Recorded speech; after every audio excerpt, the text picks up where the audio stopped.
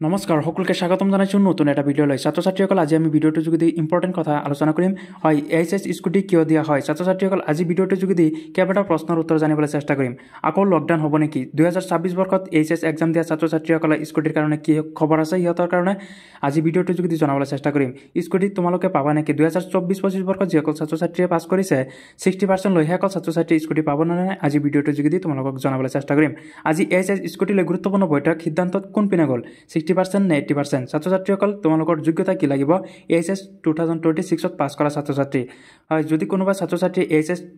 পঢ়ি আছা 2026ত এক্সাম দিবা সেইসকল ছাত্ৰ ছাত্ৰী বাণীকান্ত কাকতি বঁটা পাবলৈ সিহঁতৰ কি কি যোগ্যতা লাগিব ছাত্ৰ ছাত্ৰীসকল আজি ভিডিঅ'টোৰ যোগেদি এইবিলাক প্ৰশ্নৰ উত্তৰ জানিবলৈ চেষ্টা কৰিম যদি ভিডিঅ'টো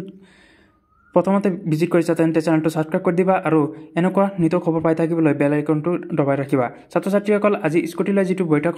হল তাৰ মাজতে 2026 বৰ্ষত এইচএছ স্কুটিৰ কাৰণে কি কি যোগ্যতা লাগিব কোনসকল ছাত্ৰ ছাত্ৰীক এইচএছ স্কুটি প্ৰদান কৰা হয় অসম চৰকাৰৰ প্ৰজ্ঞান ভাৰতী আঁচনিৰ অধীনত ডক্টৰ বাণীকান্ত কাকতি স্কুটি পুৰস্কাৰ হিচাপে উচ্চতৰ মাধ্যমিক এইচএছ পৰীক্ষাত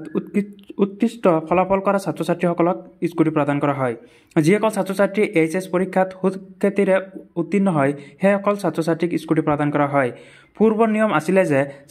ছাত্ৰীসকলে উচ্চতৰ মাধ্যমিক পৰীক্ষাত 60% বা তাতকৈ অধিক নম্বৰ লাভ কৰিব লাগিব তেতিয়া স্কুটি পোৱা যায় ছাত্ৰসকলে 75% কিন্তু 2026 বৰ্ষৰ কাৰণে সম্পূৰ্ণ নতুন নিয়ম বেলেগ সম্পূৰ্ণ সিস্টেম চেঞ্জ কৰি দিছে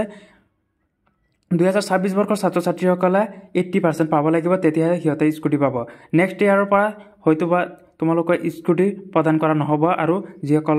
ছাত্ৰ ছাত্ৰীয়ে 27ত এক্সাম দিবা ছাত্ৰ ছাত্ৰীসকল তোমালোকৰ কি কি তথ্য লাগিব সেইটো নেক্সট ভিডিঅ'ৰ যোগেদি তোমালোকক জনাই থাকিম আজি এইচএছ স্কুটিলৈ এইটোৱে আছিলে যে যিসকল ছাত্ৰ ছাত্ৰীয়ে 2026 বৰ্ষত এক্সাম দিবা সেইসকল ছাত্ৰ ছাত্ৰীক 80% হোৱাটো খাটাং 80%হে তোমালোকক স্কুটি প্ৰদান কৰিব আকৌ ইফালে কৰোনা কোভিড-19 লৈ নতুন আকৌ লকডাউন হ'ব নেকি এইটো ডাঙৰ প্ৰশ্ন হৈ পৰিছে বৰ্তমান